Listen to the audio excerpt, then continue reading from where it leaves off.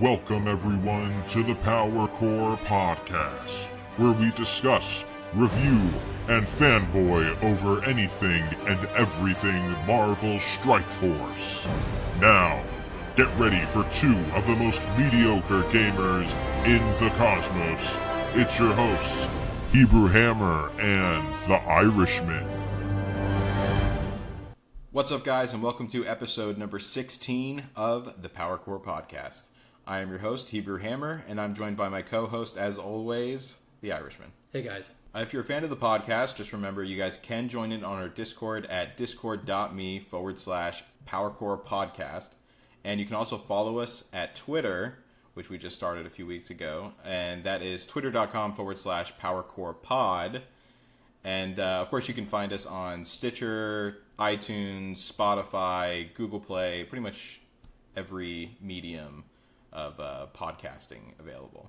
And more importantly, I just want to go ahead and mention that we are, or officially mention that we are going to be having a special bonus episode of the podcast. It's going to be a roundtable discussion with the guys from Masters of Launch podcast, which includes Big Roy Awesome and Chewburger84, as well as Dorian from Strike Force Damage Control.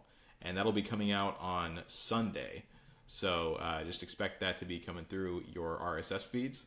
And it's going to be really fun. We're really excited to do it. We have a decently long episode for you guys today.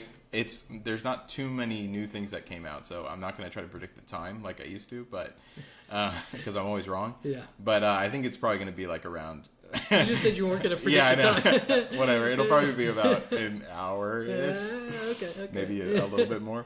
But yeah, so let's go ahead and get into the docket first. All right. So, we're going to start off with the news.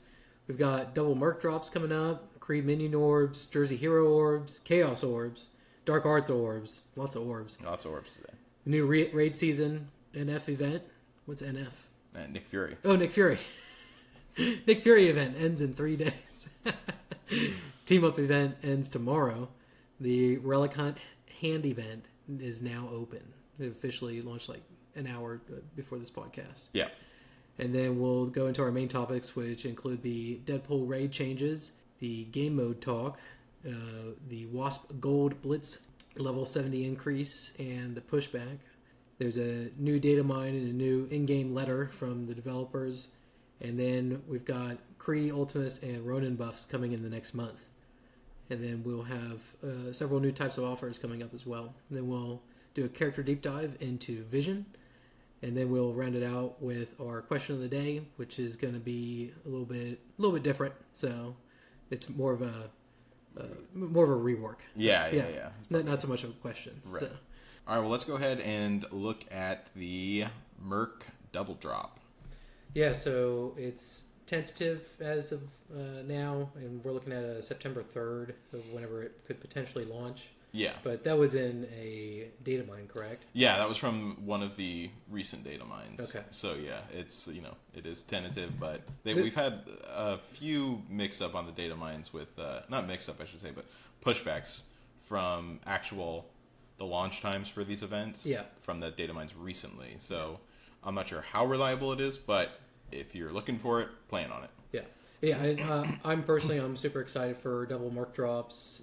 That's my second focus right now behind my Guardians team, which I've basically got fully upgraded now. I don't think I really need to put anything more into them. To 7 stars on everyone? No, not to 7 stars. I mean, that's the final thing. Right. Like as far as like abilities and gear go. Oh, okay, so, gotcha. But yeah, no. So the Merc team, that's the next team I'm focusing on. So I just got Merc Lieutenant to gear 10. So he's a monster right now. He's still a little squishy. So it'll be nice putting him with what's the guy's name? The guard, Riot Guard. Riot Guard. Yeah. Oh, yeah. Guard man. Guard boy. Yeah, no, that's definitely good. Are you about to level or star someone up so you can get the next tier? Or are you talking about for the Merc event? For the Merc event? Yeah, because this means a Merc event. I'm close to getting everyone to 5 stars, and right now I have everyone at 4 stars. Or not everyone. I've got 3 at 4 stars. I got 2 at or no, 3 at 5 stars and 2 at 4 stars. Okay, are you going to try to level them up before you get there? Yeah. Okay, yeah. So. Yeah, I am going to be stuck at 4 stars, I think, for this one. I've been focusing on so many other things. It was really difficult anyways, so it's not like... I mean, honestly, I may even get them to 5 stars. But you might not be able to complete it, yeah. Yeah, so. Yeah, no, that's true. That's kind of a problem that's plaguing everyone right now. Yeah. Difficulty changes. Yeah. So. But all right, well, so then we have the Kree Minion Orbs, which is just... We talked about this a bit last time. They're still around right now, but they're just terrible. Yeah, don't give them your money for that. Yeah, it's one thing if it's a limited pool of people, like some of these other ones, but or specific characters. But that is okay. I'm going to reiterate just in case someone's listening, but that is some shady stuff right there. Like, if you put the title Kree, like I don't expect anything else besides Kree in there. Like, I mean, it's honestly like borderline like predatory business practices. Yeah, no, it's shady. Yeah, because they're expecting people to not read the fine print on that. Yeah, and not to mention you have to go through several steps to even see that. So yeah, well, they don't make it like up front. Yeah, it's like, oh no, I have to open up the orb, and then I have to click the question marks, and then I have to scroll through, and then it's like, oh, okay, there's more people than just Kree in this. Like, yeah. So yeah, no, that is shady. They talked about how they're gonna fix things in the developer comment. Keep in mind, this is one of the things that they need to fix. So. Well, yeah, they should definitely not do this again, and hopefully they won't. I'm actually kind of surprised that they didn't change that like midway through. Yeah, yeah. Because I think that was an act that called for an immediate change, even more so than the Deadpool rewards, which they did mid-event. Well, I think it's a demand thing. So people were demanding the Deadpool one, where this one people were just not even giving it the time of day. Yeah, but it was more of just like, oh, this is really shady, especially after the Polygon article. Like, I would have imagined that they would have actually hopped right in and changed that quickly, because that was one of the big mentions in there. Yeah, no, and that honestly, you cannot do that again. Like that. Yeah, hopefully they do not. If they, I wouldn't put it past them. How about this? If they do that again, I don't have too much of a problem with them doing that again. I do. Well, why wouldn't you? I don't think that. Well, I'll explain why. But they need to upfront say that it is totally different, and I don't know how they're going to do that without sending like a big in-game mail. Even then, I don't think it's enough, but. Because the standard that they do right now is just limited pools. I don't have a problem with them necessarily trying out some other methods of orbs. I personally wouldn't go for them regardless, just because I think it's a worse deal. But I don't have a problem with them doing that. But the fact of how they did it this time seems like they were just trying to slip it in under the radar. Here, I'll give it to you straight. If you're going to call it Kree Minion orbs, there better only be Kree in there. Right. So, like they need to just say... Anything beyond that, you're going, it's increased chance of Kree premium orbs or something like that. It's like me saying, like, oh, here's a car lottery. Oh, but you could also win a little tricycle as well. So it's like, yeah, okay, why are you calling it a car lottery? They need to announce it or title it better. Either way, they need to make sure that... I mean, the title is indicative of the product. Right, that's what I'm saying. Yeah. Whatever way that they do it, they need to make sure that whoever's buying the orb knows exactly what they're doing, like what they're getting out of it. That's my point. So if they do that... Don't call it a Kree Minion orb then. Well, yeah. Just they need to add some wording to it or whatever to just make sure that, like, if they do like increased chance of Kree minion orb or it's something. Still like that's such a it's a silly crappy, title. Well, no, I mean even then it's just a crappy approach too. It's just like going, oh, there's an increased chance of this orb. I'm like, there's already the RNG is already working against you. Like, throw us a bone, right? Yeah, I mean, but we're not. I mean, it's not like this game is. New to terrible offers. They do that kind of stuff all the time. I mean, it doesn't justify keep doing terrible offers. I'm just saying that if they want to do that, like I wouldn't have had a problem with it. I'm if telling they them no. Their title is indicative of the product. And right, that's why they need to clearly mark it. That's why I'm saying. Yeah, so don't call it a Kree Minion Orb if it's not just Kree in there. Don't call it just a Kree Minion Orb. Yeah, call it some BS of like, oh, this is the Kree Casino where. You're going to lose more money than you put in. Well, but yeah, something that's not the exact same name of what they've done for all of the other previous orbs. Yeah. Like they need to change it up. Basically, like what I said, they need to make sure that whoever's buying the orb knows exactly what they're getting out of it. Yeah, no, this is shady shit. Okay. So, this one absolutely is. Yeah. Like, don't ever do it again. Damn it. Okay. But yeah. Anyways, okay, so now we're going on to the. Jersey Hero orb, that's still there. You know, it's just basically the orb that you get for Miss Marvel. Yeah, I ended up backing off. I decided just to get her to 3 stars. Oh, really? Yeah, and I was just kind of like, I started saving my my cores, and I've been spending it on every time Doctor Strange shows up in the store, because I have to get Doctor Strange. I just don't have a choice. So that's what I've been doing now, is instead of putting a bunch of cores into getting Miss Marvel. So right. Yeah, no, I got them to 4 stars, but because I wanted to get that Mega Orb pull. Because that's after that, I think that the rewards are no longer worth it at all, which we mentioned in the last podcast. Yeah. But that's my personal take on it, although I think many agree with me. But, I agree. Yeah. So. But but I ended up pulling it, and I got 50 Quake, and then so I transferred into Ultimus, and then I ended up getting 15 Winter Soldier, yeah. Worth. So all in all, not worth. Yeah.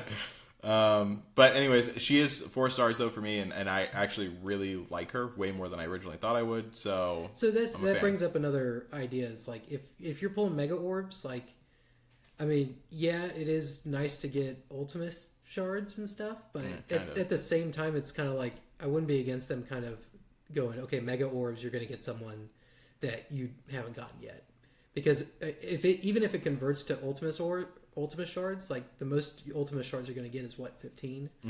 So it's like, I don't know, like I wouldn't be against them just putting in that gate and just going, okay, like Mega Orbs, you're always going to get someone that you haven't fully upgraded yet. I actually think that the biggest problem with that is they need to rework the Ultimus shards to only drop Ultimus. Yeah. I think that's silly. It's basically the Kree thing. Yeah. Yeah. But yeah, I mean, I don't know, going in there and having a chance of Ultimus or like 30 other champions. Not a fan of that. Yeah. So, because chances are you're not going to get anyone, or you're not going to get Ultimus. You know, odds are literally against you on that. So. Yeah. But if I would have got that 50 Quake shards and then I would have brought it into Ultimus, I would have been okay if I would have got 15 Ultimus shards, because I would have been like, all right. Or actually, it would have been 17 Ultimus shards total. Because I would have been like, all right, I'm a step closer to Ultimus, exclusive character. I'm okay with that. But and that's the thing, is like they've got Ultimus as this like super late game champion, and I'm just like, okay, like, it doesn't have to be like 2 years from now whenever you get Ultimus. Like, you can make it to where it's like, a year from now, and then hey, you guys are developers, you can come out with a new character that goes a new beyond exclusive that. character. I agree with you. So it feels like it's almost kind of like a lazy approach to the long game, where they're just going, we're going to put this guy so far out, in unattainable land that we don't have to actually address, or come up with a new character that could potentially replace him in a new campaign, Yeah, no, I agree with you. I think that at the time it probably sounded like a good idea to them, because they're just trying to like, all right, we just like, we don't need to worry about this right now. Like, just push this shit back. But I hope that they rework the Ultimus reason, or the Ultimus orbs for that exact reason. Yeah, I agree with you. They need to just have Ultimus. Like, if it's only like 6 shards that drops, then so be it. But make it exclusively Ultimus. Not to mention, I mean, they're hard to get. It'll become much easier whenever you have everyone. Not to mention, you can have a loop. Oh, it's such a gross recursive loop. So it's a negative. So basically, don't give them any ideas. No. This is what's already in the game. Okay, right? all right. So say you go in and we do the example that you had where you got 50 Quake shards. You've already got it at 7 stars. Right. You trade them in. You get Winter Soldier shards, right? Right. Well, what if you already have Winter Soldier to 7 stars? Then you put that back in, and then you get diminishing returns. Yeah. Like, so I think they need to make Ultimus, the only option in the Ultimus orb. Yeah, like, for sure. I 100% agree with you, and I think that they might do something like that, and I think that if they do, it'll probably come out with his update, which we're going to talk about a little bit later on. Yeah. But I hope that they do. Yeah. So, because right now I agree with you. But that is a problem in the game. Yeah, so, I agree. Yeah. Yeah. Meanwhile, we've been talking about the Kree orb being the big problem, and this one's been sitting there the whole time. Like, what up? All right, let's go ahead and go to the Chaos Orb is next. Okay, which is basically the same thing as Miss Marvel, except it is for Scarlet Witch. The only time that you want to get these two, because they're not bad core-wise for a specific character. Mm-hmm. I actually did the math on it the other day, and it is, if you're planning on trying to get them to 7 stars, it is way better to get these orbs. Really? As long as you exhaust your like the full hard campaign, it is way better to get these orbs. Or even like if you work all the way down, because either way you're going to have to pull. I think the average was like 7.5 orbs a day in order to make 7 stars by the end of the event. So, and that was like overestimating the amount of fragments that you're going to get per node. So if you want to do 7 stars, then yeah, you're pretty much, that's going to be your best bet, because with all the refreshes that you're going to have to be doing, it gets way too expensive. Yeah. All right, so next we have the new Rays season that started. Well, what's the Dark Orb? Yeah, the Dark Arts Orb event. Yeah. That's just for Mordo. You know. Okay. He's the flavor of the week, or flavor of like 3 days for for the Blitz. Okay.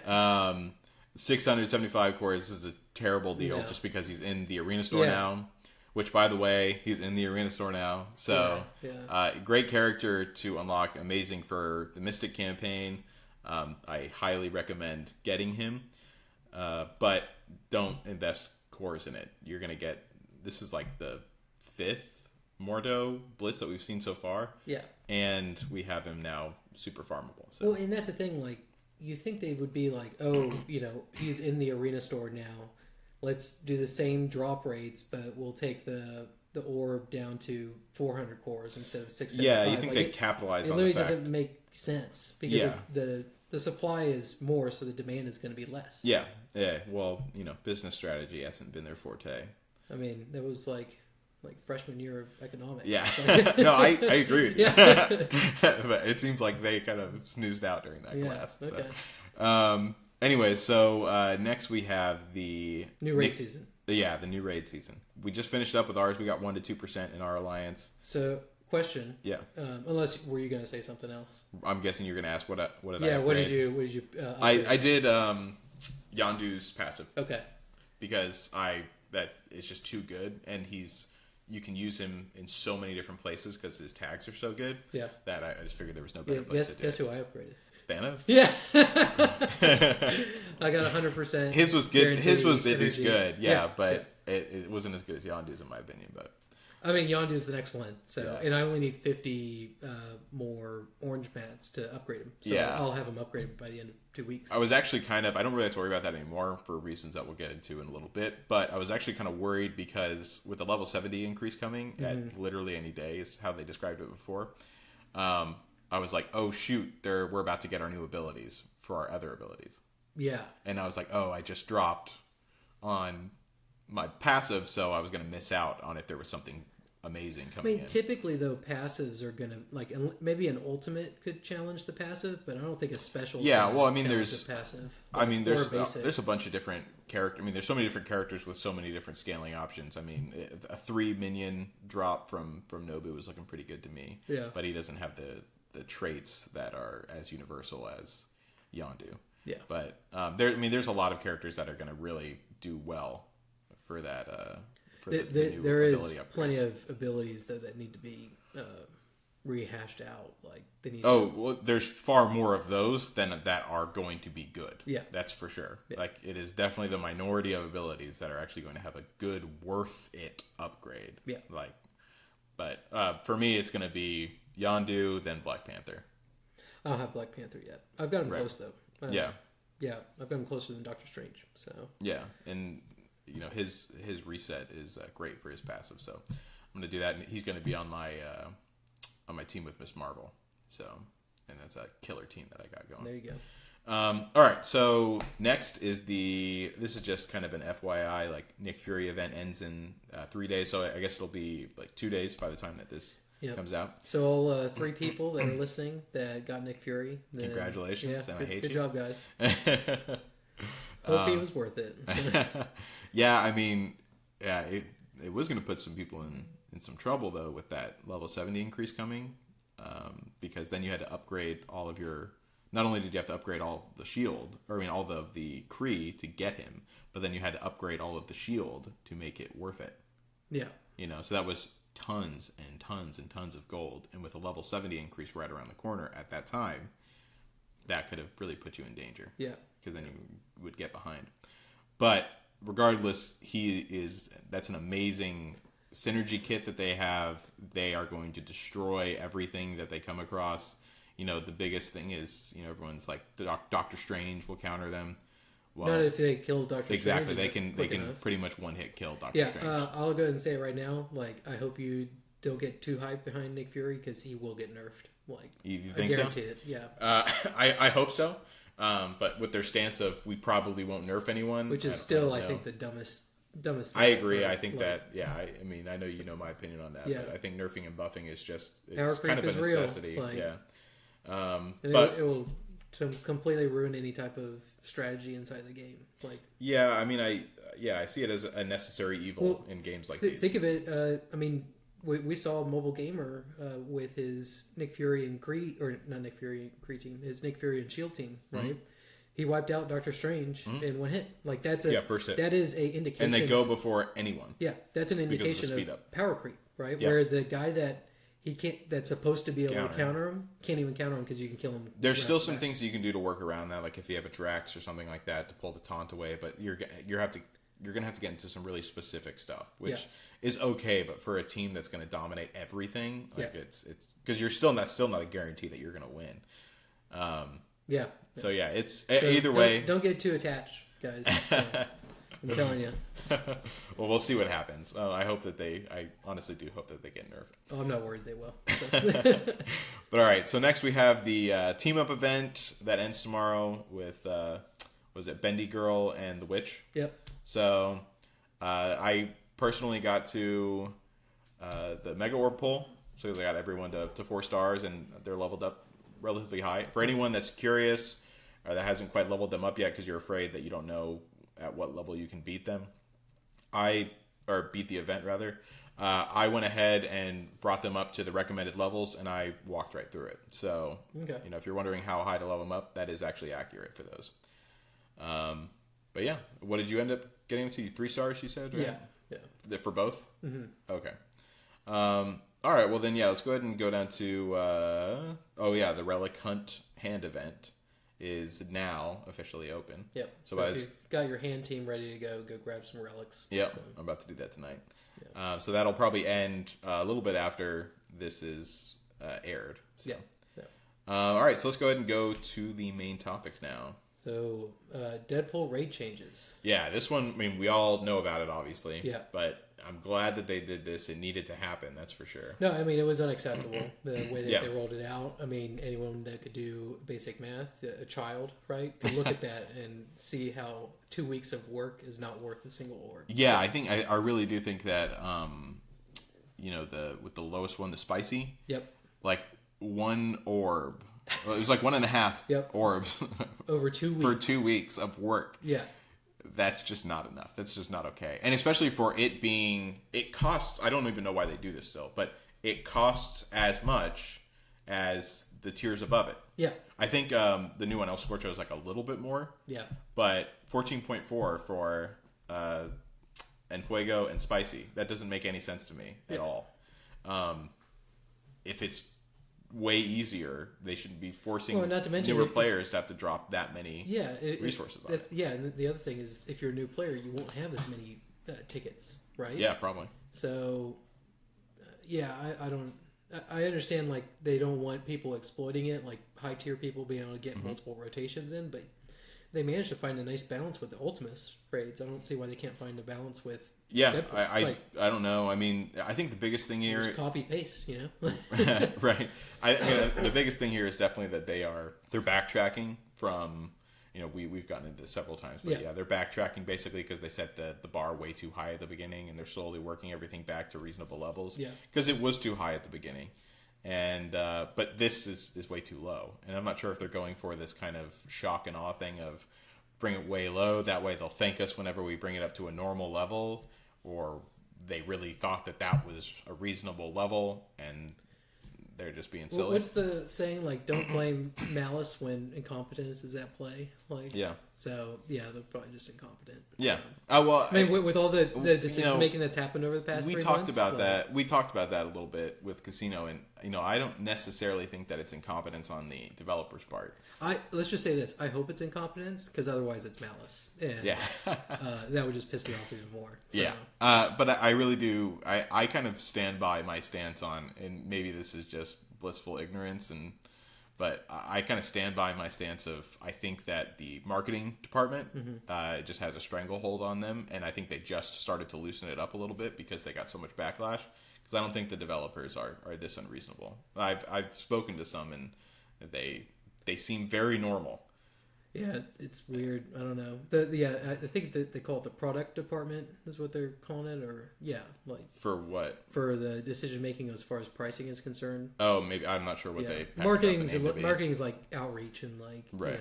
Well, yeah. Whatever team decides or person decides the resources. I do not think that it is the same people that develop the game itself. No, they probably don't play video games. No, they don't. I think that they're really very out of touch. Yeah. Yeah, and I think that probably old white men just sitting in a room and going. Why do they gotta be white? Oh, I mean, they can be multicultural. That's fine. So. But yeah, I think that they are definitely really out of touch, severely out of touch.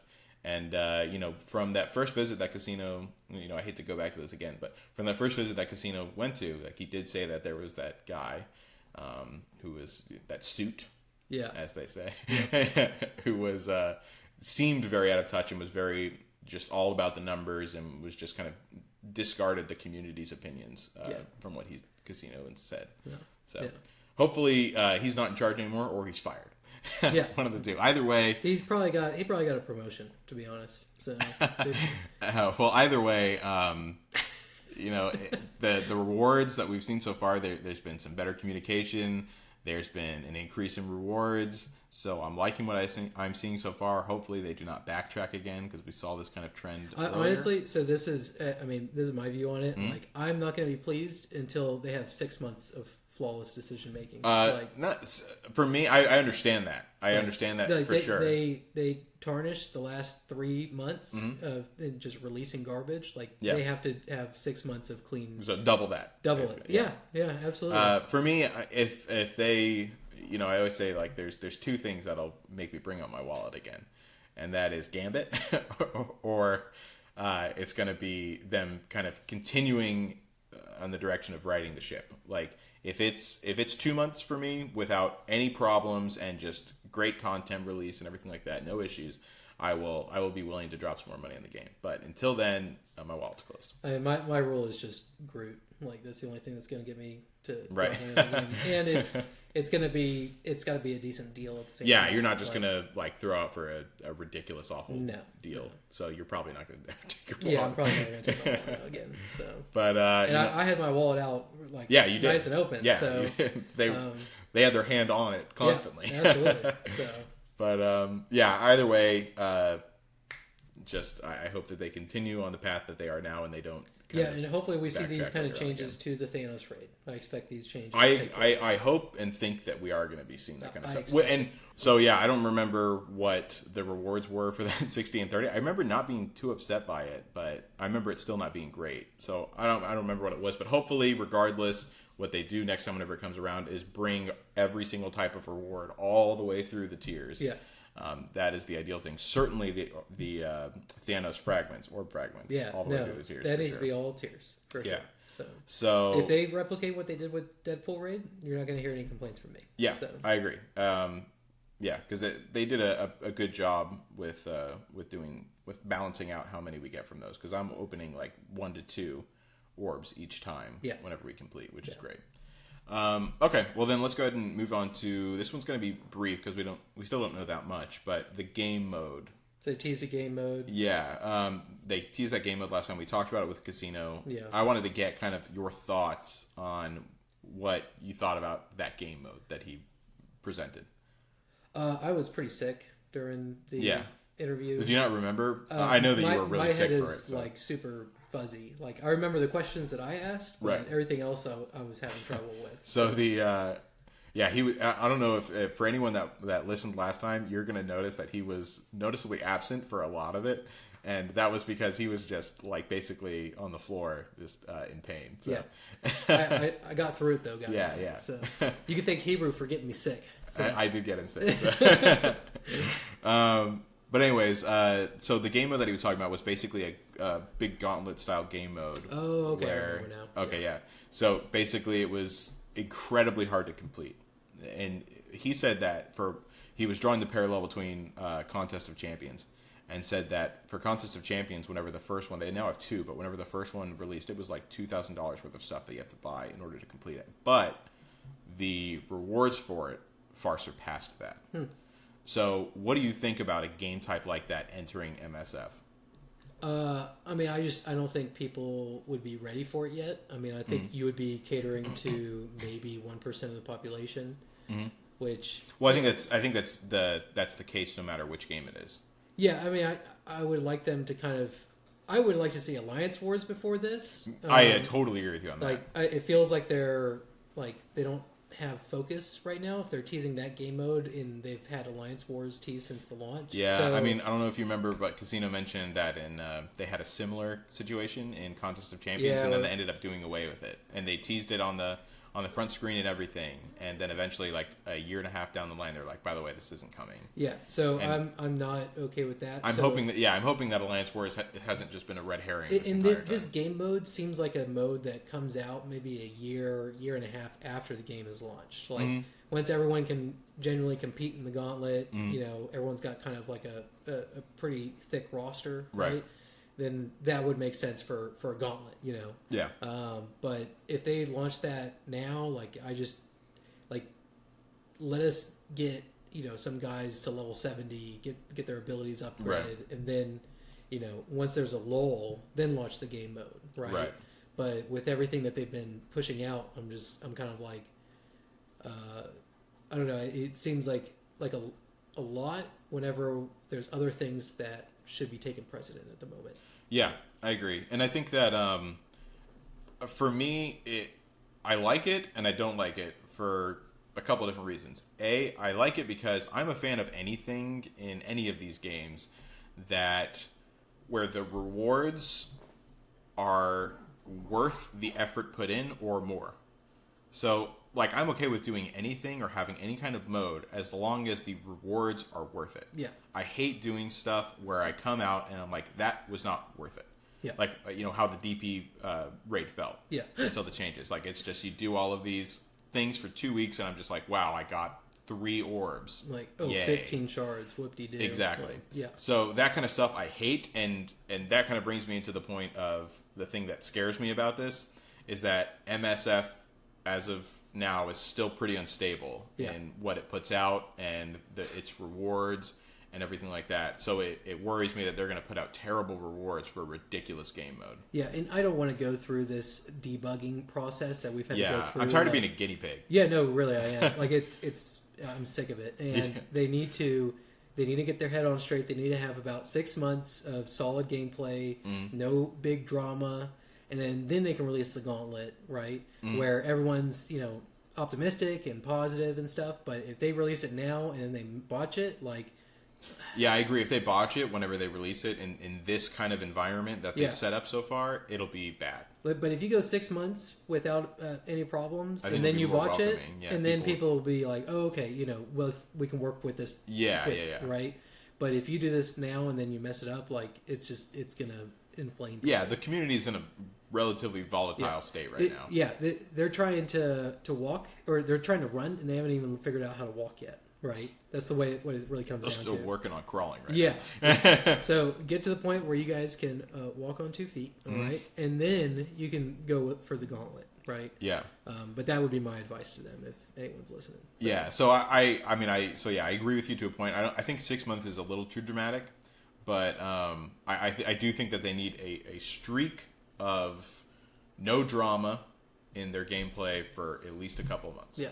I do agree with that. And because people are going to be much more welcoming and forgiving to big things coming into the game. Yeah. And with their track record of screwing up rewards, I'm not confident in their ability to release this properly. And Alliance Wars needs to come first. Gauntlet is too big of a game mode. Like, I mean, it's massive, right? It needs to be something that is kind of like the cream of the crop is who's going to get these prizes, right? Right. But, I mean, Alliance Wars is feels more fundamental. Like if it's that's our option of PvP, right? Right. So I feel like they need to focus on PvP, and then we can go to the gauntlet, because It's not really PvP. It's like alliance versus alliance. Yeah, Because we have arena for PvP. Yeah, you know what I'm trying to say. Yeah. So they need to come out with that, and then they can do the gauntlet, because the gauntlet's kind. I mean, in a way, it's kind of like it's it feels like it's the end all be all, So I agree that it's like the top mode, for like champions to enter. So everything that comes out after that, it's going to have to one up that, and so escalation problem is what you're seeing happen. Yeah. So take your time, learn how to walk, and then you can run. Yeah, and I really would be kind of offended if Alliance Wars did not come out beforehand, which it sounds like it's not going to, just because don't tease me with something I can't have and then tell me you're working on something that is totally unrelated. Yeah. So that kind of upsets me a little bit. But to be fair, they did say other game modes are also being worked on. So I'm not sure if they just threw that out there as like, oh yeah, and we're probably working on Alliance Wars 2, LOL. Well, so hopefully they fix Blitz. So that's the thing, is they shouldn't even be launching new game modes until they fix the current ones that are in the game. I think that they've kind of dug their heels in on Blitz. I mean, I've dug my heels on it as well. So that is atrocious. It's insulting to people's time, and honestly, it's certainly demanding. I don't know if I'd say insulting. I work for a living. Demanding. Like I do other things besides play this game. Right. I think, and the way that it's rigged right now, it expects you to drop everything that you're doing in every 2 hours to go hit that thing up, and I'm like, okay, like at this point, it's beyond hardcore. Like we're getting into like obsession. Right? So even though I'm on the same side as you on this, I don't think it's quite that much. You can still get to, if you're a global launch player, you can still get to top 10% without playing every 2 hours. Like you don't have to set an alarm clock for every 2 hours to get it. If you want to set an alarm clock for every 2 hours to get it, you will probably get 1,500.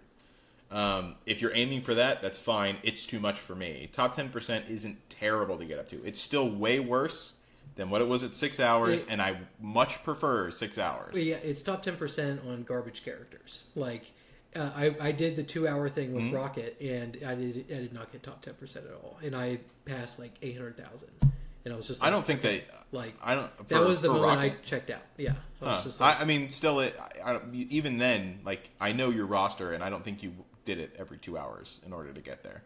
I mean, I was doing it I couldn't do it every 2 hours. I've got a job, like I work. Right, but that's what I mean. Like I don't think that you did it. I was doing it about every 2 to 3 hours, and then of course I slept. So Well, there's your problem. There's my problem right there. So I shouldn't have slept, silly me. But no, I mean that's the conflict that I see, right? So I don't mind them doing the 2 hour splits, but making it to where it's like, you can do it 5 times, and then after those 5 times, then it goes to, locks you out at 50 cores or 25 cores to a piece, right? Right. Like, but the way they have it set up right now, like, it's just I'm not okay with it at all. They need to either do like a window where it's like, I can knock out all these things in the next 8 hours, right? Or go back to the 6 hour splits. Yeah, I mean, I much prefer them go back to the 6 hour splits. I hope that they do that. I heard another interesting opinion on this, which was they wanted to do kind of tokens, kind of like what they have in Arena. Yeah. But you still had the 2 hour refreshes. But either way, you couldn't do more than like 5 a day. Like. Yeah, I think that's what I was kind of talking about. Okay, maybe that was you that said that. I don't even know. I don't think I said it.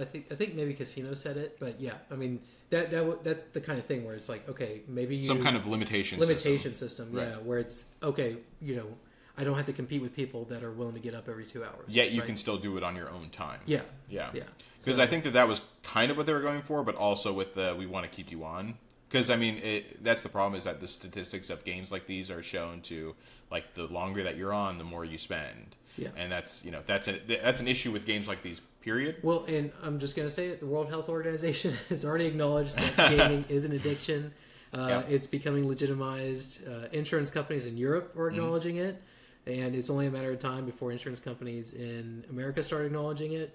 And then once insurance gets involved, then you're going to start seeing regulations come in place. So the way I see it is that Foxnext can do them a solid and just get ahead of the regulations and just be ethical, And right? get some good PR in the process. Get some good PR and go and acknowledge, hey, like gaming addiction is real, and we're gonna respect people's time and their effort, and but still create a rewarding experience, right? But yeah, this right now, the 2-hour thing is just it's insulting to people's time, and it needs to go away. So, and I'm probably gonna keep repeating that. So. I think we're gonna hit a bit of a brick wall if we keep arguing against that. Although I do agree with you at your core premise. I don't think that it's quite insulting as much as just definitely demanding. I think that you can, with a solid roster and for a global launch person, I think that doing 3 refreshes a day like before, but doing it every single time, I think that you can get into the top 10% for at least most of the characters. So obviously, you're just staring at me like I don't care. This is what I mean. But either way, I think that is the case. If you guys think otherwise, go ahead and tell us on the Discord. Yeah. Once again, shameless plug. Discord.me/PowerCore Podcast. There you go. But yeah, you guys can join us there. And we could talk about this all day. Yeah, exactly. In a lot of cases, we do. Yeah. Go into our Blitz the Red. Lots of complaints and discussions. But anyways, all right, so let's go ahead and keep going. Yep. All right, so next we're going to go into the Wasp Gold Blitz coming tomorrow. And so it's a little ambiguous, at least to me, as to how exactly they're giving us the rewards for Blitz, if they're going to be taken from the milestone rewards or added to the milestone rewards, or if they're going to be part of the ranked rewards. But either way, we're getting gold orbs. And from a data mine, apparently, as long as we quote unquote qualify for ranked rewards, we earn at least 4 gold orbs. So as long as we qualify on the lowest level, we're at least guaranteed 4 gold orbs. So I imagine above 50% then. Right. Granted, that is that is a data mine, so that I don't think they've explicitly stated that in the new update. Okay. No, they haven't. So they talk about the gold orb blitz coming, but they don't explicitly state the rules of it. Okay. So, yeah, I mean, I don't know what's going to happen with it, but it's good that we're at least getting 4 gold orbs as a baseline. Yeah, I mean, I'd be way more excited if it was 2 hours, or if it wasn't 2 hours. Yeah, I mean, I'm going to try to get in the top 50% at least. I think I should be able to get in the top 50%. You can easily get in the top 50%. So, but I mean, I've been super busy recently, so yeah, hopefully I can get in the top 50%. So. Yeah, well, I mean, I think that top 50% won't take much work at all, but top 10% or something like that, that's definitely going to take a little bit more. Yeah. But I'm going to certainly get into the top 10% for this one. I usually don't try that much to go into top 10% anymore, just because, like, for Mordo, I'm doing nothing right now. Like, I'm doing my basics of, like, 2 a day for the daily rewards, but that's about it. Just because I have him farmable, I have him already, and I don't care to have him. Yeah, I've been doing that with every single blitz. So, yeah. But well, for good ones, I'll still go hard on. Or for ones that I want, at least, I'll go hard on. But for Mordo, he's kind of meh for me. Although he's a great character, he's just kind of meh for me. All right, so next we have the level 70 increase and the pushback. So for this, we were told that there was a level 70 increase coming, and that it was basically to the point where it was going to be coming any day. And there was a lot of controversy on this, actually, because people were upset that a new level cap was coming already so soon, and we had just got up to 65. People are still recovering gold-wise, and especially with the new requirement of all these trait nodes, people are upset, understandably, just because there's not enough gold to go around to try to get these trait nodes taken care of. Because all of a sudden, they've been requiring you to have way bigger rosters, whenever right before these trait nodes, it was basically just upgrade your top 5 and you'll be able to dominate everything. Yeah. So that's something that kind of brought a lot of issues, at least to Reddit. Reddit's pretty up in arms about I don't this. care. I could care less about this because I was never going to upgrade the guy to levels, or any of my guys to level 70 for the next, 2 or 3 months. So, right. I've got so many other things that I have to focus on. that'll give me more resources than me upgrading it to level 70. So right. For me, it was. Let me go ahead and preface with this. They did officially, or not officially announce, but they have spoken to some of the content creators, and they found out that level 70 increase is going to be pushed back by a good bit now, because they were under the impression, I guess, that a lot of people were upset about it. Me personally, it seemed like it was kind of 50-50 from what I saw on Reddit, but for me personally, I actually wanted the level 70 increase because that was just an extra way for me to get my characters higher. That way I could beat some of this level 65 content for the raid. But now I'm locked in at level 65 again. And the biggest problem here is that we need to address is the gold bottleneck. yeah, well, that's part of the reason why I don't care, is because I know it's going to take so long to get enough gold to upgrade them that I'm only going to focus on it whenever I know I'm about to finish a raid season and I'll be able to upgrade an ability at the same time. So that's what I did with Thanos. The only reason I got him to level 65 was so I could upgrade his passive, or 64 or whatever it is. Right. So, it's as long as that bottleneck is still there, it's just not going to be. It's not going to make a difference if it's level 70 or level 65. Yeah, and it's not going to get me excited at all. It's just going to be like, oh crap, I'm going to have even less gold that I can play with now. So, right. Like, yeah, I mean, for me, I think people are confusing the issue, which is people are thinking, oh, level 70 increase is bad because I'm going to have to spend gold. I think the biggest problem is that no, gold bottlenecking is bad, and that's the biggest problem. Level 70 would actually help us, as long as they didn't, of course, which is something that they've done before. The gold bottleneck. Well, yeah, but also, I mean, they don't. One thing that they've been guilty of before is increasing the difficulty level of current content to meet up with the standards, the new standards of the game. Yeah, which can't happen. Oh, they increased the difficulty of the level 65 again because they thought it wasn't enough. That is the kind of stuff that they can't do, because if they release level 70 and then they're like, all right, well, you guys can reach level 70 now, let's increase the tier 6 ultimates even more now to match that. Ugh.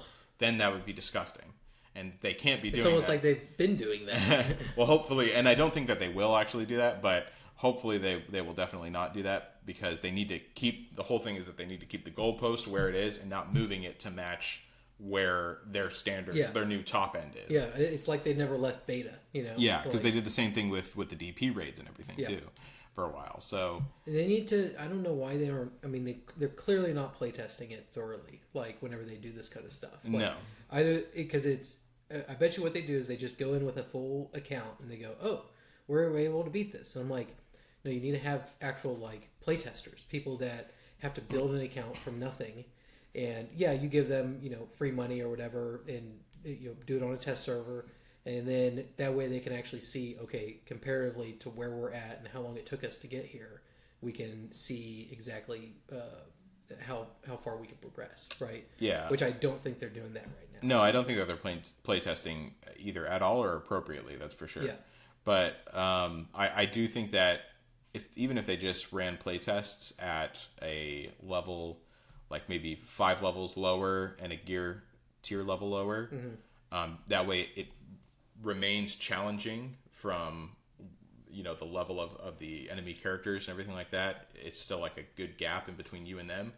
They could probably gauge it much better than. Yeah. I don't know if they're going through with full accounts or whatnot, or even if they're playtesting it. Period. But I mean, that's the thing too. Is if they've only got 13 or 14 employees, like I think it's actually less than that. Ideally, they should have like 4 or 5 playtesters. Yeah. And they need to have them set at different levels and go, okay, like your budget is for free, so we have a free to play tester.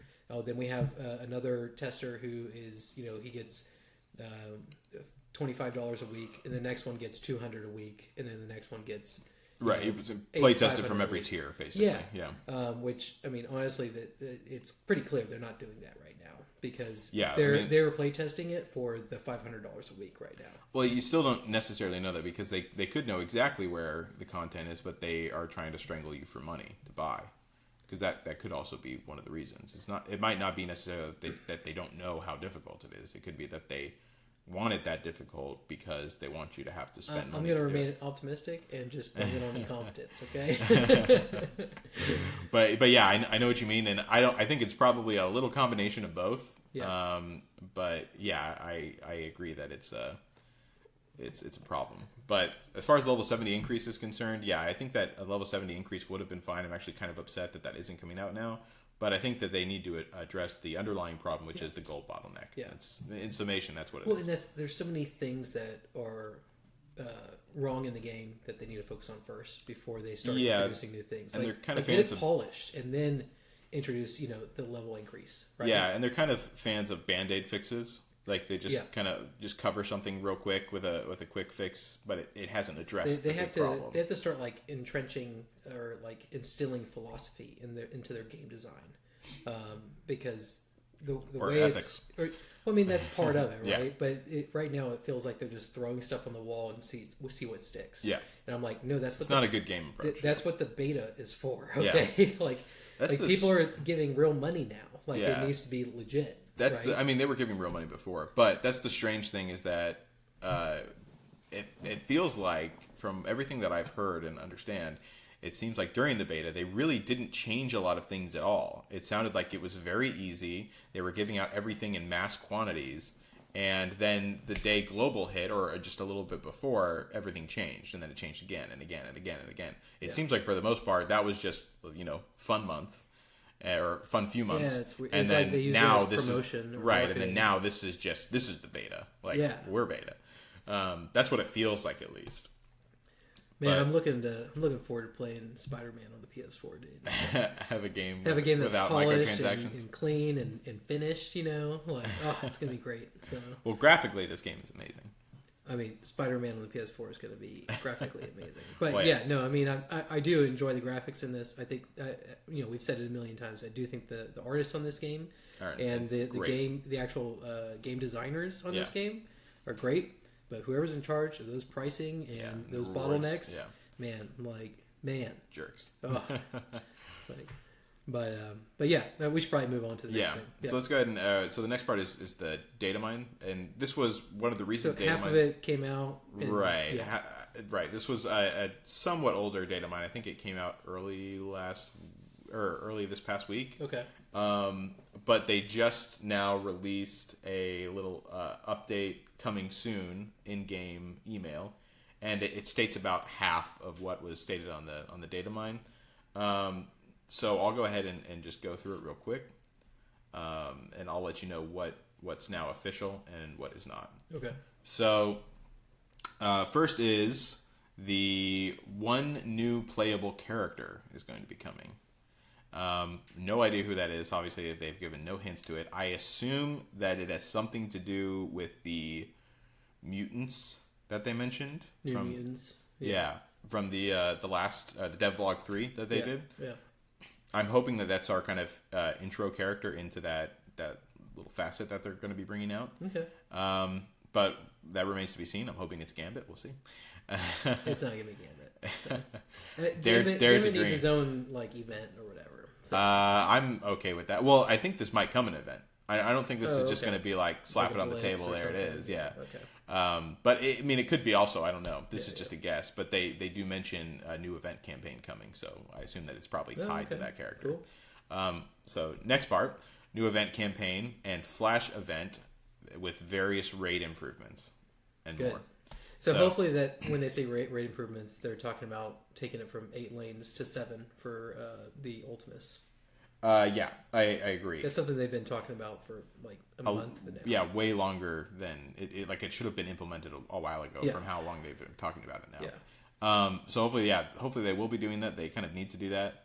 And then the new event campaign, new event campaign probably related to a character. Cool. If it's not an X-Men that's coming, it's probably one of the characters that's already in the game, like Okoye or maybe Loki. Probably not though, considering they put him on the back burner. So I want to use this opportunity because I know if anyone listened to the podcast last week, Khasino and I talked about the whole campaign events and how I wouldn't be surprised if he is correct. I think he is correct, but the whole idea of they release the campaign event and then you never see it again.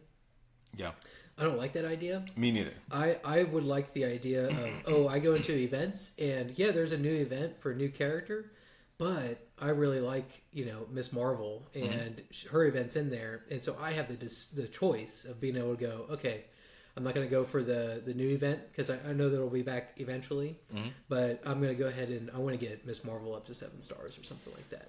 So like I don't see the problem in having a plethora of campaign events going at once, and that way I can decide for myself, like, I want to get this character. I have to. It's a tough decision because I could get Scarlet Witch up to up to snuff, but I don't know. I like that ability to choose rather than kind of being forced into going, okay, you're gonna only focus on Scarlet Witch for the next 2 weeks, or you're only going to focus on Miss Marvel for the next 2 weeks. And I agree with you, but the thing that they have shown already is that characters that were in events previously are going to orbs already, and or character nodes. Well, that's the thing. I'm not against them bringing those campaign events back, so that way you've got the option of the nodes and stuff like that.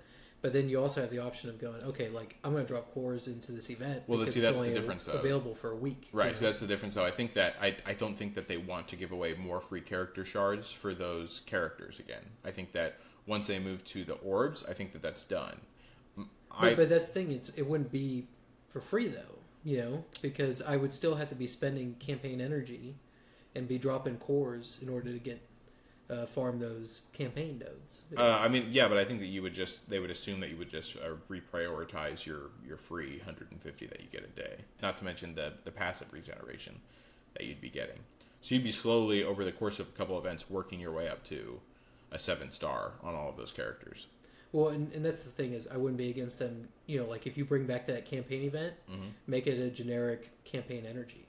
To where it's like, if I go for this one, then I'm not going to be able to farm items, and then that way it's a little bit more of a pick and choose kind of thing. Yeah, I wouldn't be opposed to that. I just honestly, for me, like, I want them to come back as well, but I want them to come back just because I love playing through the events. So, I also like the story. Yeah, exactly, like the stories and everything. I really like those, and I think it's a shame that they're going to go to waste if that is the case, that they're not coming back. So for me, I wouldn't mind if they just threw on, like, Mega Orbs seems to be their go-to thing, or Gold Orbs or something like that, fragments for those, like, instead of getting the orb fragments for Miss Marvel, whenever the campaign, or whenever the event comes back, you would instead get Gold Orb fragments, or Mega Orb fragments instead. Yeah, but it feels like people wouldn't really be, I mean, I like the idea of forcing people to choose and them going, okay, like, yeah, I can get Miss Marvel fragments, but I'm going to be missing out on Rocket fragments. Yeah, I understand that too. It's just I don't think where Mega Orb people are just going to go, I'm obviously going to do let me put it to you like this. I would like that, like your way of doing it. I just don't think that they're going to do that. Well, I'm just putting that idea out there, and so maybe it lands to the right. You can person. be different. You don't have to be like every other mobile game. Like, I just like. I don't think that they're going to do that because I don't think that they want those characters to get that easily up to 7 stars or whatever, or certainly don't want that to be the norm, where you can basically over time get the free 7-star not only from that, well, if they go into but a node, also then... on a node and also on an orb. It's just too many ways for them to get them, I think. Yeah. I mean, I wouldn't be against them holding off on the node. So but it would be a little bit more of an actual pick and choose thing if it was just for events and they never put the character shards in orbs or nodes. Yeah. I mean, I could see the exception is for like Mega Orbs, because those are events themselves that come around. Right. But as long as it's not farmable, then I think you bring those campaign events back. But I don't know. Right. I'm just gonna throw it out there. It'd be cool to have them. So yeah. But yeah, we should probably move on to the next thing. So. All right. So on top of that, then they also said get ready because there's also other big changes coming soon. So. Okay. They're implying more stuff's coming. That's pretty much it for the things that they mentioned in the in-game mail as well. But now for the things that are still tentative, keep in mind, but that also came in that same data mine. We have Rocket Raccoon going to basic orbs and premium orbs in the supply store. So he's going to be just more readily available, which is good. A Scarlet Witch orb offer coming soon, which we've already seen. That's the fragments, 12,000 fragments or something like that for $20. Yeah. Protector Orbs. This is containing Hulk, Drax, Luke Cage, and Kingpin. Okay. And then there's Tech Orbs. Cable, Korath, Ant-Man, and Vision. And then there is Support Orbs. Yondu, Doctor Strange, Night Nurse, and Groot. And then on top of that, there is the Generic Orb, which apparently gives you 100 shards of a tune with a 25% chance to get all tunes listed. And you can't see what tunes were listed. Okay. But yeah, that one's kind of vague. Mm-hmm. Not 100% sure on what's going on with that, but it looks like it's probably going to be like a combination of 100 shards of a particular pool of champions. So that could be pretty interesting as well. I don't know how much it's going to cost, and it scares me to think about it, but we will wait and see. And then on top of that, there's also a list of a couple of other ones. Miss Marvel Orb, which we've already seen. Ant-Man Orb, Wasp Orb, Scarlet Witch Orb, Elektra Orb, Nobu Orb, and a Bullseye Orb. That makes me think Nobu's coming up in a Blitz or something. So that would be pretty interesting, and I hope so. But yeah, that's pretty much it for the data mine. Okay. So let's go ahead and move on to the next topic, which is buffs. So the Kree, Ultimus, and Ronin buff has been apparently confirmed to be coming next month, and the source for that is a developer that spoke with Khasino. Yeah, dude, I'm super excited for that Ultimus buff. You know, I can't wait to finally use Ultimus. Yeah, exactly. Yeah, the Ultimus one doesn't really make a difference to any of us, really. I mean, you know who really needs a buff is Scientist Supreme. Yes, she does need a buff. Yeah, like she's one of the characters. See, this is the kind of the polish that I'm talking about. Like they gotta. Hopefully, they can polish the game as they're going, which it sounds like that's what they're trying to do with the Kree Ultimus and Ronin. But I mean, they definitely upped their game with it. But they should have buffed the Kree before they launched the Nick Fury event. Yeah, I think that they're still in reactive instead of proactive right now. Yeah. The whole Ronin has been needed to be fixed for a long time. That's a big complaint for everyone. Yeah. So I think that, and with the whole Kree thing that just happened, I think they're trying to create a good Kree team, considering that the Kree buffs are coming as well. So I think they're going to try to create good synergy with Ronin and Kree and what is his name? Korath. Thank you very much. I almost called him Thanos and I stopped myself. But so I think that it's good. Once again, I think it is more reactionary than anything else. And hopefully they will start looking at some characters like Scientist Supreme, because I think it's almost inevitable that an event for them, whether it be a character event, like MODOK, I think would be coming from an AIM event, which would be pretty cool. People are already casting, what's his name, Rainn Wilson, Dwight from The Office as MODOK. He's that would be hilarious. Yeah. Like, don't get me wrong, that'd be hilarious, and I think it would be great. But he's too typecasted as Dwight to ever make it as anyone else, to be taken seriously. I don't know. They said the same thing about Jim, and he's starting to. You're starting to see him in all those things. But Dwight had even a John more Krasinski. strong personality in that than Jim did, for sure. Like, I mean, people. I've seen him in people other don't movies, and he's a good actor. He could do it. Yeah, it's just people don't meme Jim. People meme Dwight.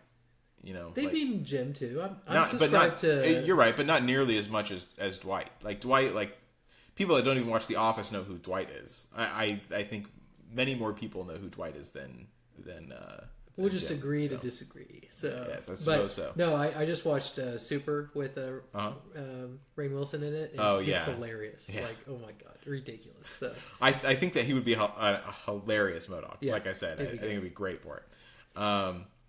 But yeah, anyways, so that would be interesting if we see that, and I think that we will see an AIM event at some point, whether it be a character or just another resource event. Yep. Something will happen with them, I'm sure, and it might even be totally unrelated to them. All right, so let's go ahead and go to the next part, which is unless you had anything else to say about that. All right, so we have the new types of offers, and this was from the... Like, you could buy the same offer twice. Right, you could buy the same offer twice, and it's gear stuff now. What's your opinion on these? I mean, honestly, we've talked about, like, just the price comparison thing, and, you can do the whole, like, they're doing the whatever economy they're calling it, like the the strangle economy. Strangle economy? I don't know what they want to call it, but the starvation economy, is that what they were calling it or whatever? Basically, it's like just absurd offers. That way, they milk the whales. Right. And so, like, for me, like, all these different types of offers are nice and all, but until I can purchase like a 5-star character for $20, like, they're not going to get money from me. So yeah, it's just I like when I look at every other product in my life and how much value I get out of it. Like, I cannot justify dropping $30 for 50 cable shards. It's intrinsic. I mean, it's subjective to each person, and it's whatever value they place on it. But no, I'll probably do that for Groot, but that's right. just See, that's the thing. Everyone has their Groot, so to speak. Yeah. And so I think that, and people that just have money like ready to fly, like whatever. But for these deals, though, it's just, once again, it's just not really worth it. Yeah. A lot of these, like the new gear, this is kind of a two separate issues. But the gear thing is, I think, they were silly. Selling blue gear to people. I'm don't buy blue gear, guys. Like, I've got so much blue gear now that I would love to be able to sell it. Like, I mean, people trade money for immediacy in this game, basically. And unfortunately, they just don't give off a lot of content for what you spend. Which is, I mean, it's fine. Like, I'm happy playing free to play, but honestly, this game, I will still say this, and I've maintained this stance since the beginning. I think that this game is actually very free to play friendly. Yeah, I mean, it's got a nice collection aspect to it and everything. And I think that they. I'm worried about the power creep coming in.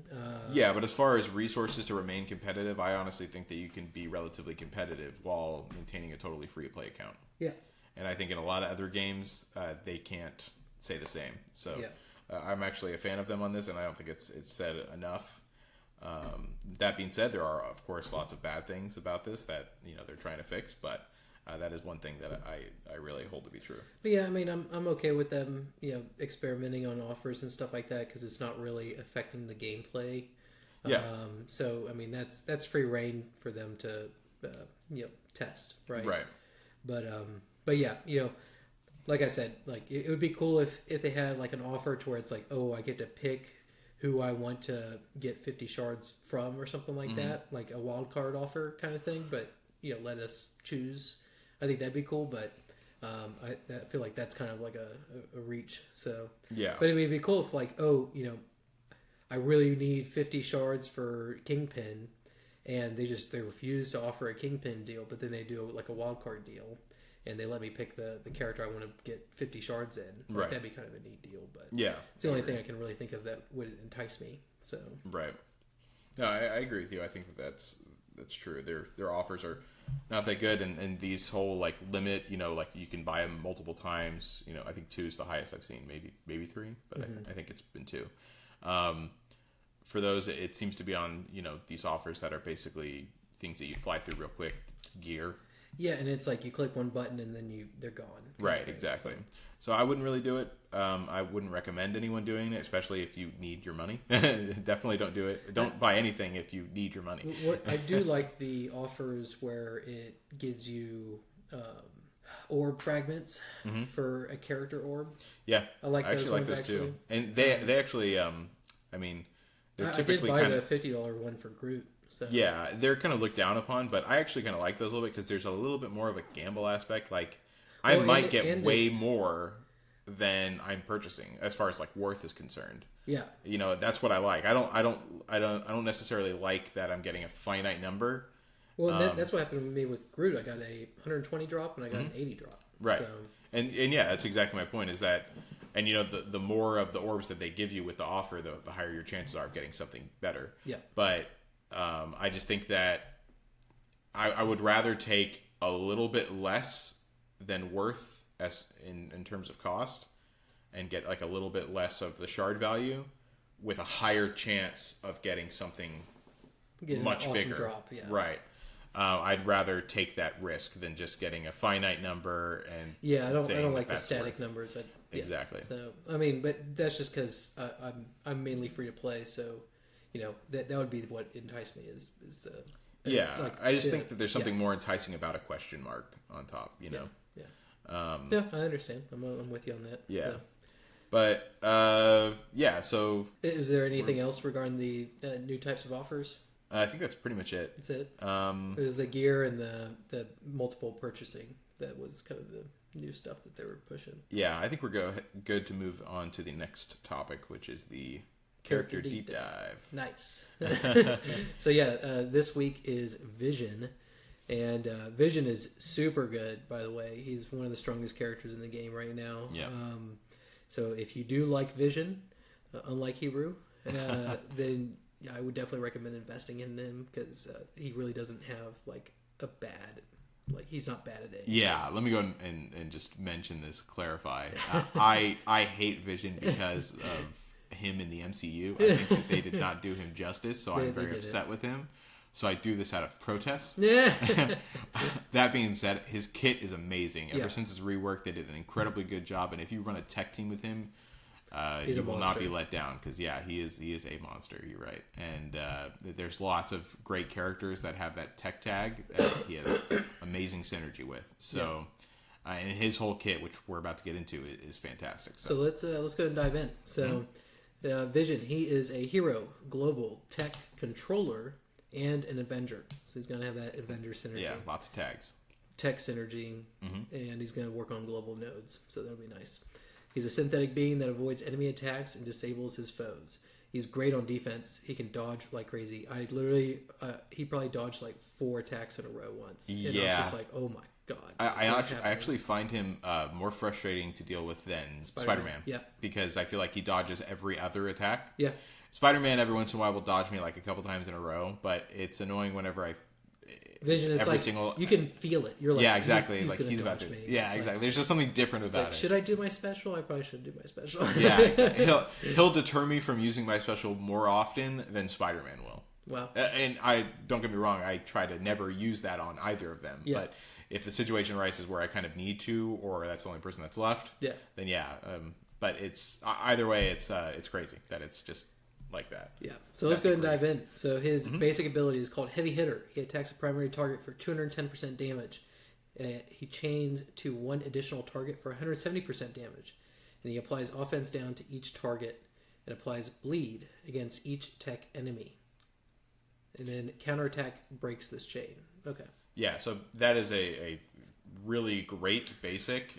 You'd be hard pressed to find a better one for a lot of different characters. Applies offense down and then a bleed to tech enemies. To tech, yeah, and the offense down that's to all chained enemies, right? Or a chance. To each target. Right. Is that guaranteed or a chance? Guaranteed. Yeah. Apply offense down. Yeah, to each that target. is incredibly good. Yeah. And wow, yeah, that is just great. Now it seems to be kind of standard now that counters break chains, so that's nothing that's not too special there. But that is just a great loaded basic. Like you see so many basics with just chance to chain. That's it. Yeah. Granted, he doesn't do a lot of damage, but that utility. Yeah, is offense fantastic. down and the bleed against tech enemies. Bleed is super strong. Exactly. So. Really good stuff. But yeah, so let's go ahead and move to his special ability. It's called Dive Bomb. He starts with it available. It requires 4 energy. He attacks a primary target for 210% damage, adjacent targets for 140% damage. He applies ability block to the primary target, plus 1 additional target. So it's random as to which adjacent target that additional ability block applies to, but it's guaranteed to apply it as well. Yeah. So he gets 2 ability blocks on his special. Right. And from That's crazy. Exactly. I mean, he obviously is a controller, so we're seeing lots of debuffs here. But the AoE damage is always great. It does decent damage. It is also a cool animation, I'll say. Yeah. And the ability block is becoming more and more priceless in this meta that we've seen. So ability block to not only your primary, but also an adjacent. That's just like an extra bonus on top. It's guaranteed to hit the adjacent. So if you hit a character that's at the end, right, as far as positioning, it's guaranteed to hit the one next to them. Yeah, so, exactly. You can place it to if the characters that you're aiming for are perfectly aligned, you can place it. Now you would be missing out on the 140% damage to each adjacent target. But sometimes it's but I like how that how that ability is dynamic. So it forces me to choose, right? It's like okay, I can guarantee ability block on 2 characters that are side by side, or I can do the extra damage and take a risk on, whether or not the ability block applies to the character that I want it to. Right. But no, I think it's a super cool ability. It looks great in the game. Yeah, super strong. So, Yeah. But yeah, that takes us to his ultimate ability called Solar Beam. It requires 6 energy, starts off with 4, and he attacks all targets for 220% damage. He clears 2 positive effects on each target. Ooh, that's crazy. Yeah, no, it's really good. It's one of the best dispels in the game for sure. It's obviously 100% reliable, and it's guaranteed to dispel against, depending on whatever the resistance is. Yeah, or their resistance to his focus. Right, exactly. Yeah. So you're always going to have that classic battle. Yeah. But unless I guess the only exceptions are Jessica Jones and Hand Archer, because they get a huge buff to focus whenever they do it. Yeah. But for his dispel, AOE and 2 debuffs, super strong, or 2 buffs rather. Yeah, very very strong, and he's especially with the synergy of his kit. Being able to not only have all of those other debuffs that he can apply, but also have a dispel is fantastic. All to put on one character, because and you can put all the rest on damage if you really want to, at least. The other thing is if Scarlet Witch is your ally, he applies bleed to each target. Yeah, that is very strong as and well. And then Scarlet Witch can make the bleed last for 2 turns. Yeah. Ugh. Yeah, they're great synergy with that. You are going to miss out on something that we'll see in a second from his passive if you pair him up with Scarlet Witch, which is something I do kind of like. You're going to miss out on a tech tag from someone, so you're not going to have a full tech team necessarily, but he'll still pair up very well with her, and that is something that's definitely worth getting, especially on campaign nodes and things like that, or raid nodes where you're going to be facing up against lots of enemies. Yeah. Like that's a huge deal. So yeah, that takes us to his passive, which is called Density Manipulation. This is the worst. Gain 20% extra dodge chance, which is, it's monstrous on defense. Gain defense for 2 turns. On spawn, all tech allies gain defense up for 2 turns. Yep, that is the strongest synergy passive I've seen. So far, honestly. Defense up for 2 turns on all tech allies. That is nuts. And that's why a tech team is so strong with him. You can combine him with crossbones, right? You can make sure that he stays alive. Crossbones or Rocket. Go through the targets. Rocket Star-Lord. is another one. Star-Lord. Because that's the thing is that Iron Man. You're looking at, exactly. We have a lot of incredibly strong tech champions right now. And you keep him, or you put him on a team just to pretty much keep everyone alive for their nukes. Yeah. And you're going to be just fine. So let's go ahead and let's dive into his level 7 on his basic ability and his passive. Let's go into his passive first. I'm going to tell you right now, like, his basic is the one you're going to want to invest in as far as level 7, but let's go ahead and entertain the passive. All the passive does is it goes up from 20% extra dodge chance to 25% extra dodge chance. Everything else stays the same on the passive. Now his basic, this one, so the attack primary target it goes from 210% damage to 260% damage, so 50% nice jump. Increase in damage. Then he chains up to 2 additional targets instead of 1, and the damage goes from 170 to 220, so additional 50% damage on a 2 chain. Right. And you get to everything else stays the same. Yeah, so you get to apply that offense down on an extra target. Person, or bleed against tech ally. Yeah, or tech enemy. Yeah. Yeah, so that's I 100% agree with you. If you want to upgrade one of his abilities, it would definitely be, as of right now, because we don't know the other ones, but you can see it in the msf.gg, but they're all tentative until they officially release. So, but yeah, between the two, you would definitely want to go ahead and use that on the basic because 5%. It's already super strong, and then it just turns it into beast mode. Exactly. 5% on whenever you're using them, and it's not the computer. Even with the computer, 5% isn't going to make too much of a difference. Yeah. But whenever you're using it, 5% it's lackluster. Yeah. The difference of 5% is nothing. Yeah. So it's definitely well worth it to get that passive over it. But yeah, I'm sorry, well worth it to get that basic. Basic ability. Yeah, there you go. But yeah, that wraps up Vision. So yeah. Yeah, super solid character. If you really like Vision, if you see synergy with him, I definitely recommend upgrading him. He's on a lot of top players' A teams. Yeah, I'm actually seeing a lot more in Blitz now on the high level, Yeah. and he's good. Like, Yeah. he's great. Ability block and ability clears. Like, can't ask for much more. I mean, from a yeah, controller, his kit is overloaded with debuffs. It's fantastic. Yeah. I will say he's also a great counter for Kingpin and a lot of Oh these. yeah, I know. Yeah, a lot of these teams, Hand Sentry and things like that. Also with Shield. Mm-hmm. I mean, if you can manage to keep him alive.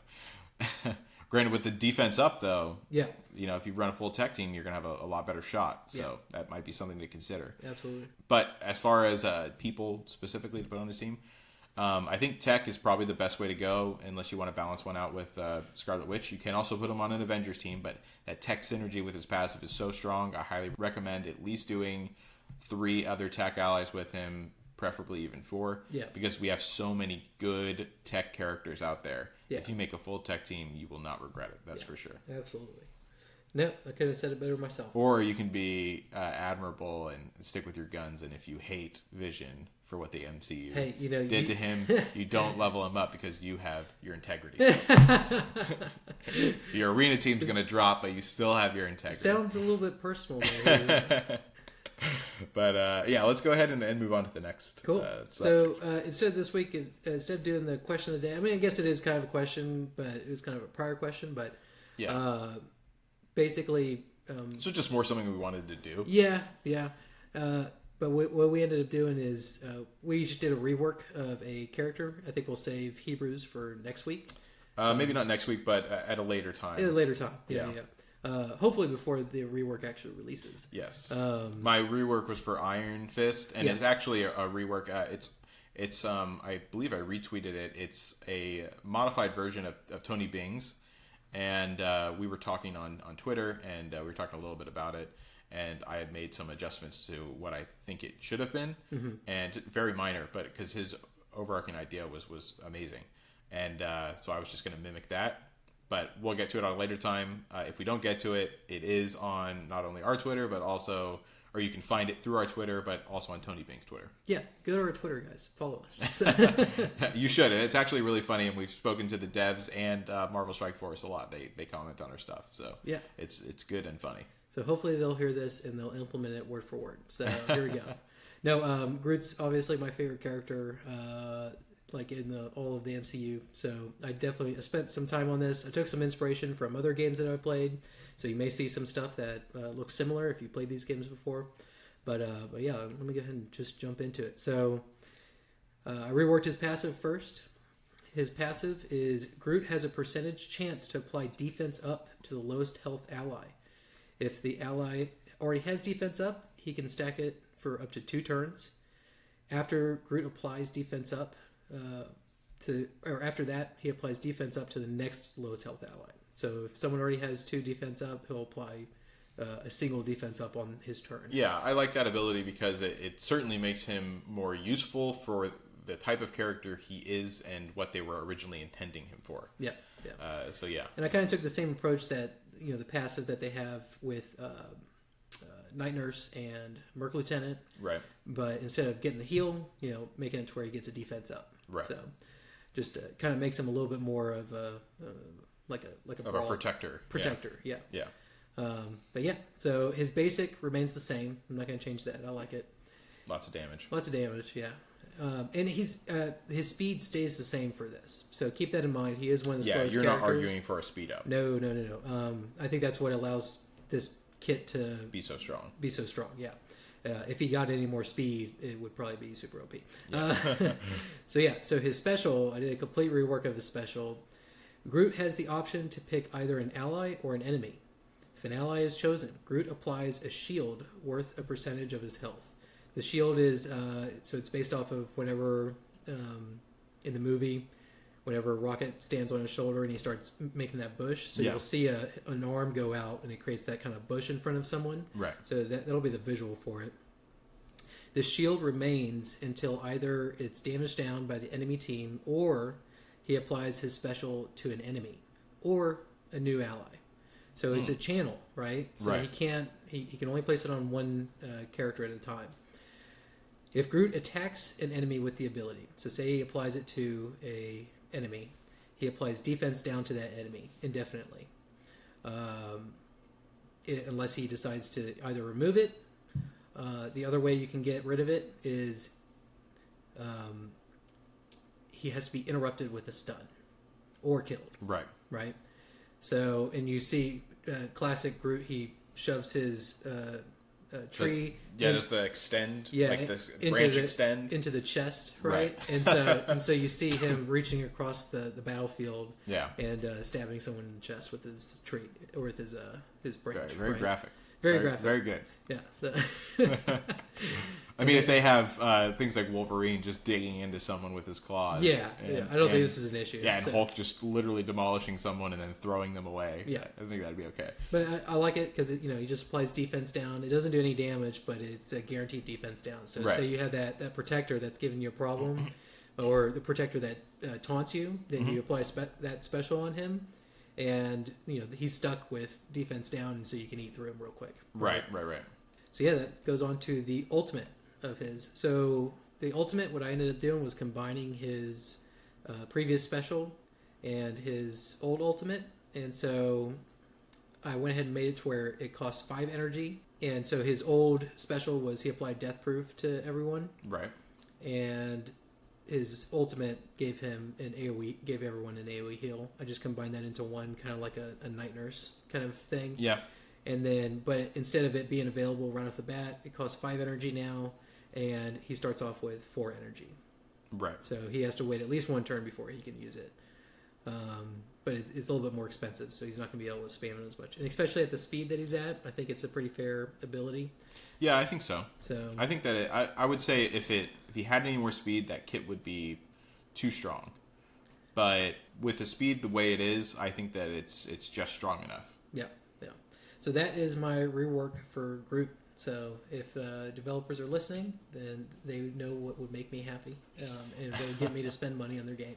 So. Yep, that is very true. And just so everyone knows, we are seeing a Groot rework coming. Yes. So that this is what kind of inspired me to think Yeah. of this. I was like, okay, might as well just throw it out there. And So, we know some people are listening. So well, and it was funny once one of the developers asked Khasino how he would. And I guess it was just the community guy, but he was like, Right. "What would you do to Hulk?" I was like, "Oh, okay, I got to put my Groot idea out there now." So just out in the cosmos somewhere. yeah, Someone just, hopefully see if find someone grabs it. So, but yeah, that's my 2 cents. Tell me what you guys think, if you like it or not. If you can tell me if it's garbage. So it's garbage. oh, thanks, Hebrew. No one asked you, okay? No, but yeah, and if you guys have other cool reworks that you guys have been thinking about, regarding new characters or old characters, I know Scientist Supreme has a really neat kit that could probably be tuned just to make it a little bit more fun. But Right. but yeah, if you guys have ideas like that, go to our Discord and let us know what you guys think. So maybe even set up a whole channel for just Actually, it's not a bad idea. I theory actually kind of crafting. like that. Yeah. Oh, and I mean that's pretty much it for all of our topics today. Yep. But I do want to mention a few more very important things and reiterate some things that I mentioned at the beginning. Once again, you can find us at our Discord, discord.me/PowerCore Podcast, and you can find us on Twitter at twitter.com/PowerCore Pod. Our Twitter handle is obviously at PowerCore Pod. And then you can find us on iTunes and everything like that. But on top of that, couple of other things. Just want to say a big thanks to our elders. We have a group in the Discord called the Elders, and we just had another one come in today. Ooh. And he's fantastic. He's actually been there the whole time. Oh, really? Yeah, so don't call it a comeback. But He's been lurking in the shadows. yes, exactly.